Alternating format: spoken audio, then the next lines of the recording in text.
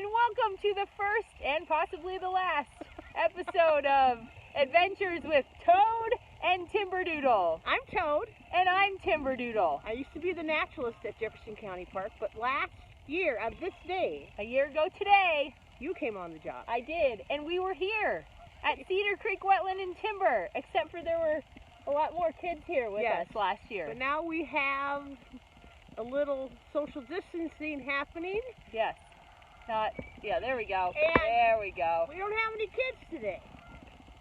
But we do have some cool stuff. Yeah, we want to show you some neat things about the wetland.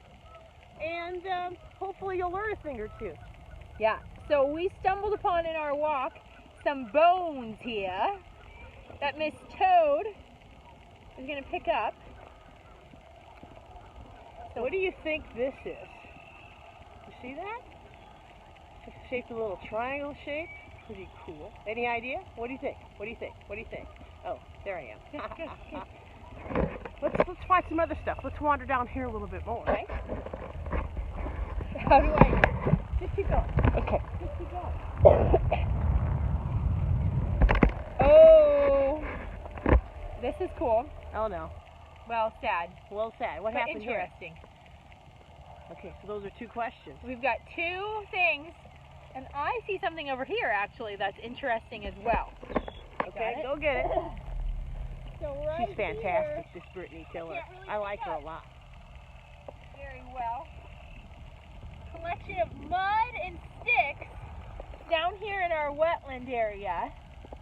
And this will give you a little clue if you see what it's next to over here. Somehow turn the camera this way. This is not professional, I think you might have noticed.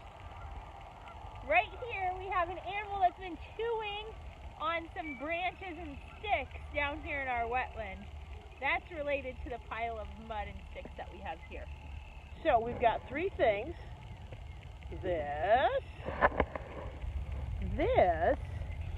and... oh no! Oh no! This! All right, let us know if you can guess any of our three items today down here in Cedar Creek Wetland and Timber. And we'll post the information for you later. And then also maybe give us some hints on how to better handle filming. Nah, this is too much fun. So have you figured out what this is?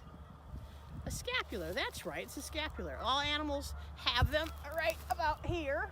Yeah.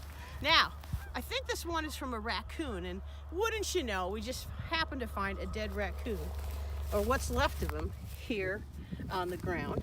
Now what's really cool is you can tell it's a raccoon because we got his, sorry, still kind of sticky. We've got his skull right here.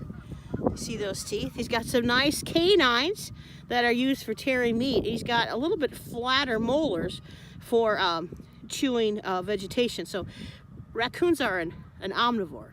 They eat both plants and animals. And if we turn him over, sure enough, there's a scapular right there. He's a little bit different shape though. So maybe this is not a raccoon. Maybe it could be like a possum or something like that. His is a little bit different shape. We're discovering new things. The one thing I discovered is this thing's still decaying. And now I've got raccoon on my finger. Oh no! All right, cool stuff, scapular. So these are Canada geese, not Canadian geese. They don't come from Canada. They're called Canada geese.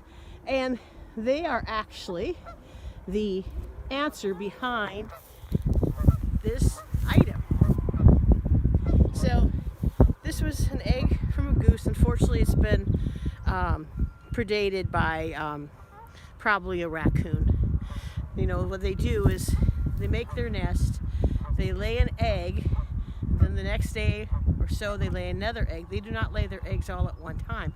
They don't start incubating them until all the eggs have been laid, and then they'll start to incubate them. That way, all the babies hatch around the same time. But this is a Canada goose egg, if that's what you guessed from our earlier question, and it has been eaten by a critter, probably raccoon or possum. All right, well here we have the third answer, which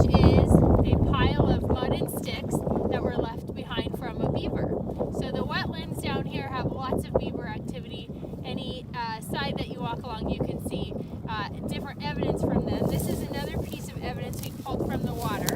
So you have a stick here that has no bark left on it, and if you look here at the end, you can see it's been chewed by the beaver with its teeth at a 45-degree angle. So all rodents chew at a 45-degree angle, and beavers are the largest rodent. So this is a really cool example of that here.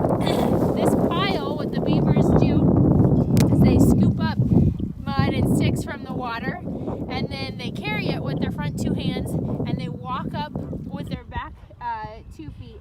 They drop it on the ground here, and then they'll actually leave a little bit of scent on it, and their goal is to get it higher off the ground